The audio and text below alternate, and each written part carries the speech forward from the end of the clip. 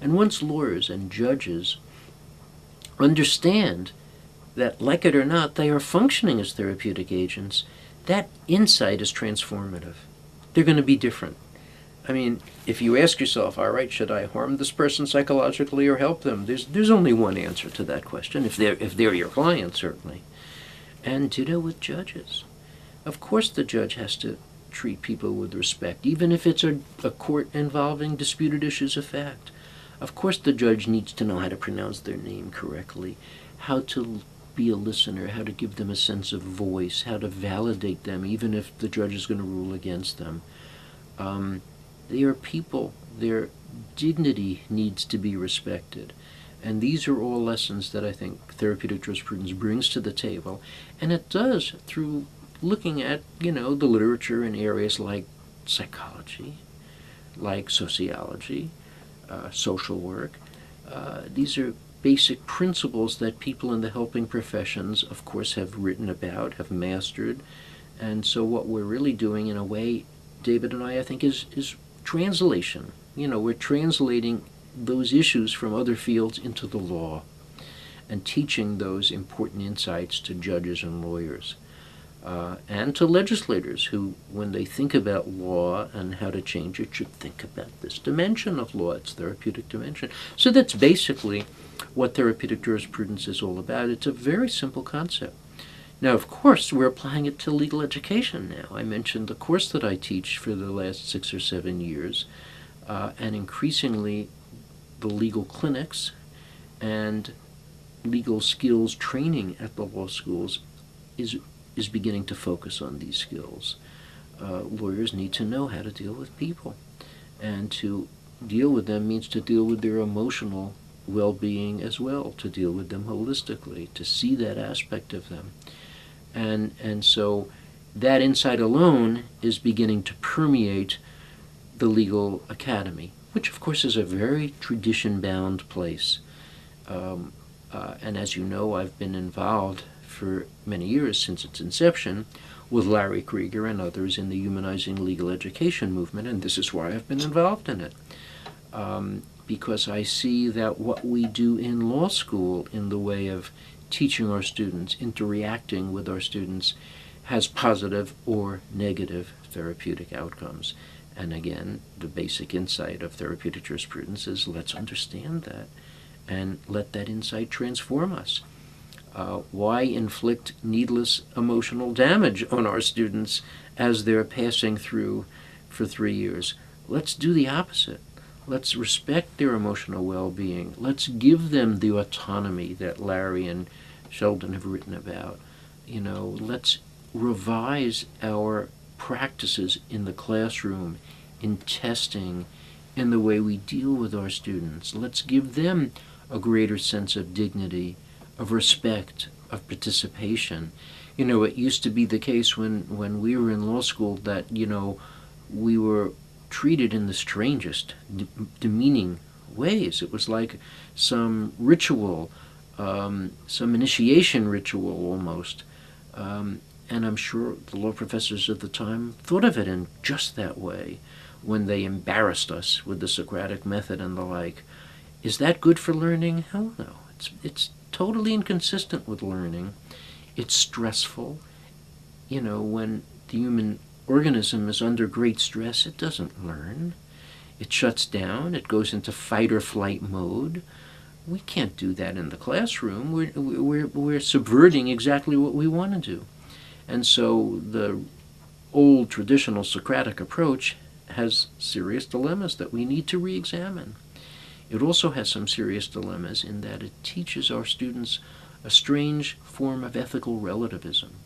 The professor in the typical first-year Socratic classroom, gets the students to recite on a case, and he says to the student, "Is that the right result, Mr. Jones?" And whatever Mr. Jones says, of course, the professor runs the arguments the other way and makes Mr. Jones look silly, and at some point Mr. Jones says, "Well, that's the just result," or "That's fair," and the professor looks at him. Fair? What does that mean? And what is the message that the professor is giving the students? That justice, that fairness, isn't really what it's about. It's about making arguments It's about advocacy. And sure, that's an important part of learning, to be a lawyer. That's an important part of lawyering. But is that the best way to teach it?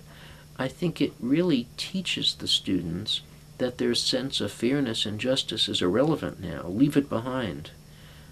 I don't think that's true. They're going to be professionals who are people.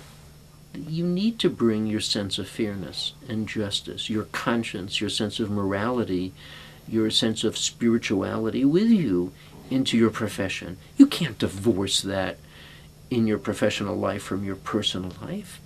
It doesn't work. You have to live your professional life congruently with who you are as a moral agent. And I would hope that our students are moral agents. And I remind my students to think back at those inspirational, idealistic essays they wrote on their law school applications. They were going to change the world. They were going to do good. And all of a sudden they're about making money and about prestige. Well, what happens, I'm afraid, is that by stripping away their ethical values and teaching them this sense of ethical relativism that sometimes the Socratic method, if applied wrongly, does, we're creating a vacuum in which the implicit message is that those extrinsic values of success, of money, of getting a BMW, of being a big partner in a big firm, that's what counts. Well, if that's what counts, and if that's the message we're giving our students, that's why we have generations of unhappy professionals. That's why we have such professional burnout. And I guess if you think of those extrinsic rewards of professional life as the only things that's important, then you're in for some big problems, because those are golden calves. They're false gods. We shouldn't worship at the altar of money and success. It is about helping people. And I really try to teach this lesson to my students, and I think we need to teach this lesson to law students generally, that we are in such a wonderful profession because we have that great opportunity to help people going through all of these difficult problems in life. And we're it. They come to our office, and our job is to serve their needs and their interests. And wow, what a wonderful opportunity that is. We have a wonderful role as professionals, and if we only can understand that, we're going to be very happy professionals. The money comes, as I tell my students. If you do your job well and serve the interests and needs of your clients, you're going to make money. But that's not the goal. Money is an instrumental value. You have to really be in touch with your intrinsic values. And those values, again, are the ones that we wrote about in our essays on our law school applications, how we're going to help people, how we're going to, make the world a better place.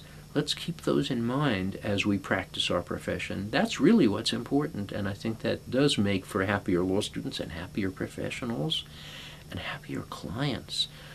Look at the way our clients hold us in disrepute. We're pictured as money-grubbing people who are dishonest. That's not a good thing.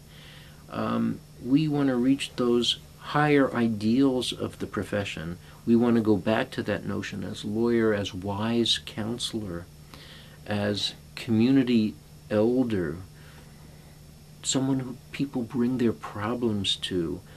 We're problem solvers. We're problem avoiders. An important part of the therapeutic jurisprudence notion of lawyering is we're preventive lawyers. Our role is to prevent litigation, to prevent the client from getting charged with criminal or administrative regulatory infractions. We're going to have legal checkups the way doctors have medical checkups.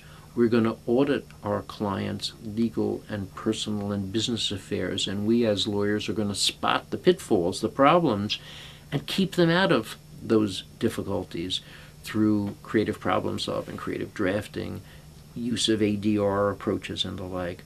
This is our role as lawyers, and it's a wonderful role. It's one that I'm thrilled about, continue to be thrilled about, and try to convey to my students that they have a whole career ahead of them of helping people. That's what it's about.